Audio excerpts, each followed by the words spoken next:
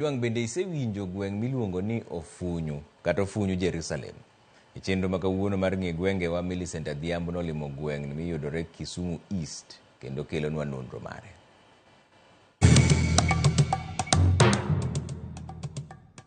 Ramogi Juang machiegni kendo e tielo machielo e chenoni mar ng'e Gwengewa.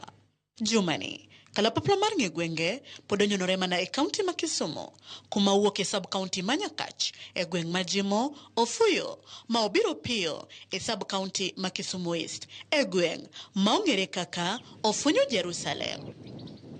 Ka isewinjo nying machalo kamano, bende isepenjori ni ang'o momiyo dechak kamoro ni Ofunyu kata Ofunyu Jerusalem machiegni. Mana kaka pile wachao kod paro mopogore mag jogweng e wi pachgi kotenore kod nonro mar gweng ma Ofunyu Jerusalem. Nonro ma Ofunyu kwa ng'e matin en ni ne wan gi ng'at miluongo ni Achola Mumbo ema nokelo nying mar Ofunyu Jerusalem kano okelo kanisa mar Israel ma obedo located e but Ofunyu School. Tokeno ema nokelo Ofunyu School. Chako daka 2010 to nagombo ng'eyo nying miluongo ni Ofunyu Jerusalem ni noage kanye. To nakana nono nong'isa ni Ofunyu ne en kama nokikore. Ok ne dew ni mang'a madhako, mang'a nyathi. Mon ne kikre gi chuo. Kata chuo go ok nodew ni mama wa ma nyathina. Koro ne en kama ne uchafu kabisa. Koro Jerusalem nobiro ka roho, kanisa mar roho nobiro ka ng'at ma jaduong' moro kaniluongo no Mumbo ema nokelo no kanisa e gweng' ka. Momiyo koro dala mar Jerusalem nobiro kaka ro warruok odonjo Ofunyu Jerusalem. Gimoluongo kono Ofunyu, ombukora kono a town, to biro kama oloko ji. Mano obiro dala mar Jerusalem. Okelo kanisni mang'eny. Makata ro Israel nitie kacha mano yawo tiyo nyaka sani. Ofunyu ka tede mwaka mar 89 nyaka sani. Koro an kabiro kata yudo kaka ochak no Ofunyu. Koro ka penjo jok madongo mana ni ka, mtang'o miyo chak ka no Ofunyu. Koso ne ni kudni moro mano luongo no Ofunyu ni, koso ne en ang'o. Koro giwacho ni no Ofunyu ka ne timbe ji richo, wigi ne tek. Koro wich mane tek ni, to yien moro be ne nie skul kacha. Yien no ne maniluongo no Ofunyu, ema nomiyo chak ka no Ofunyu. Ne ni yien mogo otiep maduong'. Koro mano miluongo ka no Ofunyu. Ne wan gi jaduong' moro ka miluongo ni Paul Omumbo. Paul Omumbo no ema nokelo kanisa mar Roho Israel miluongo ni St. Paul Roho Israel mong'ere gi nying mar Ofunyu Jerusalem. Kanyi kama nokelo nying mar Jerusalem. Bang'o joparo mopogore ma jogweng' oselieko kotenore kod gima dine mi chak gweng' ni Ofunyu Jerusalem kata Ofunyu. We koro wawinj anena adieri motenore kod kuku mar wach e wi nonro mar gweng' ma Ofunyu kata Ofunyu Jerusalem. Mokwongo ne nitie lum mane wang'ado waumo go udi ka chon ne mabati pod onge. To nitie kudni moro mane chamo lumbego niluongo no Ofunyu. Mano achiel gima nokelo nying mar Ofunyu ka. Yien moro bende ne nitie ka yien ting' ariyo. Achiel niluongo narandange, to achiel niluongo no Ofunyu. To gin gik monok tigo e yo moro kata chwe dita kata ng'o, to ne gina kanyo. Koro nying gino ema nokelo nying mar Ofunyu ka. Kong'o ne ng'eny ka kabisa. Kong'o mane ji madho, ma ji mer. Koro kong'o ne thagwa kabisa. Koro wuonwa ma awacho ni awacho ni an Jono go nyawuor. Awuor no wadgo Mumbo. Koro awuor no ema ne luongo Mumbo no Mumbo bi ka. Kanisa waonge go, skul waonge go. Koro gigo adwaro ni kel to lopani kacha lopni kanyo ema noger go skul Ofunyu no. Koro mbuka nobiro kato gero kanisa. Koro kanisa ni iloke ji, koro ji we kong'o. Ma kong'o norumo ka total. Ma koro kong'o nodok kamoro ni buoye koni. Ema koro ni madhe kong'o. Koro ema nombo koro chako kani. Ka koro Jerusalem, kechambe an Omumbo an bisop, Omumbo ne bisop. To Israel kuchocho, bende nitie Jerusalem. Koro ka ba kelo Ofunyu Jerusalem. Mane momiyo koro noyudo nying mar Ofunyu Jerusalem. To gweng' ni ma Ofunyu Jerusalem, humbe landore kod timbe kata weche mage. Ofunyu ong'e kamora mora kidhi kata e town, iwacho ni Ofunyu Jerusalem. tiwacho ni ofunyu kamigo e jita en ogeni kama ochafu egmo mi ofunyu ong'e ni ofunyu Jerusalem nikech ji ohero dhao gorruok ng'enyo yo ofunyu to wan jofunyu wan joma becho jimlando maricho to wan joma becho makara iye ka odak gi kwe mongrach moro jofunyu landore kod wich matek ni gin gi timbe maricho gorruok be gigore mane funyu malandore to nyithindwa gibeyo mana ng'amo kinyogi bedo famous ne kich ofunyu kama ne jogo chako train e weche mag ngum.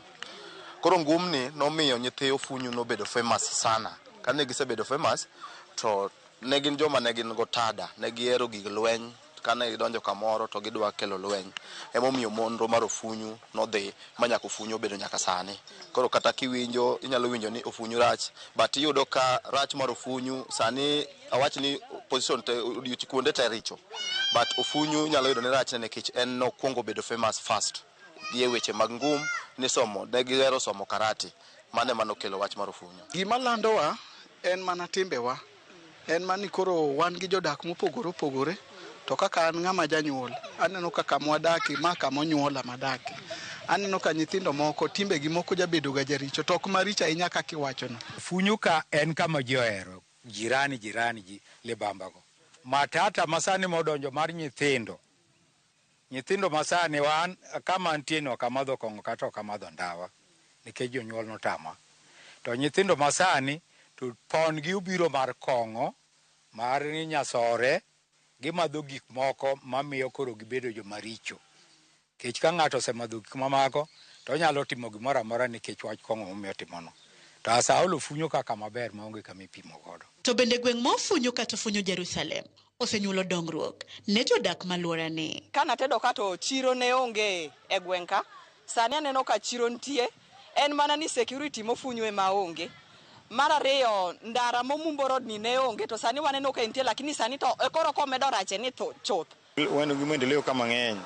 Pie nitie kama kelwa ka gimushimi oraro makata mina kama koni chiro ka jite moala ka matendo to gidhi go mana maber. Aneno ko funyu ka kana abire udi ne onge. Koro sani no ka udi omedore e chiro ka. Udi ng'enye chiro ka aneno ka sani kata mana maendeleo nitiere chiro mause mane batakani ne onge chon. Koro sani chiro nitie wause wanyalo chon kani wause chiro ka ne ka pap koth goyo waringo wabuok e dho dukni bende gin ariyo. Weg dukni go be riembou kuma ne wanyalo buok timo ohala ne onge. Koro sani wanyalo yudo kano ogernwa ot ofunyu ka wanyalo uso wanyalo timo gimoro amora e chiro ka sani kata koth biro ok waringi. Ofunyu sani wan gi nyaka gi taya, wan gi yore, wan stima wan godo, sikunde wan go, center bende onyuolo kacha ma owadgi Ombachola miluongo ni Tola Chola ema nokwongo okelo duka kanyo. Wan gi nyaka gi pi maler, pi mimodho ma treated. To kata obedo ni jodak ma Ofunyu kata Ofunyu Jerusalem kwano dongruok achiel ariyo adek, rem mage ma pod gin go magigombo ni okel e alwora ni mondo Ofunyu omed dongore kaka gwenge mamoko. Kwayo wa maduong' wanyalo kwayo jotelo mane wayiero ni jowadwa wuoguru oko ukonyo jofunyu Jerusalem. Olosnwa uru ndara kata kunyalo kelo no osuptande machiegni ka unyalo kelo no osuptande machiegni wago erokamano nikech kata skul Ofunyu be waneno machiegni. Gima pod waneno manyalo gombo ni mondo timnwa kaka jofunyu en mana ni omedwa ot moro e bathe kanyo nikech odno pod tin maruso e chiro mwaloke. Chiro kata kana ogernwa to kwawe gik moko ka to lal e chiro ka nikech jok maritnwa onge. Kora kwayo security manyalo ritowa kanitie kaka nyalo miyowa to gitimnwa kamano jokama.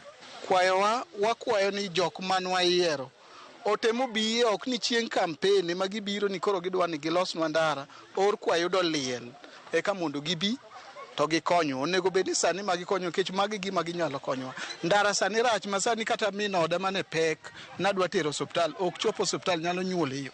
Gima thagowa ka e ndara remo ka maber. Pi bende pok odonjo mier te. Pi ma treated tin.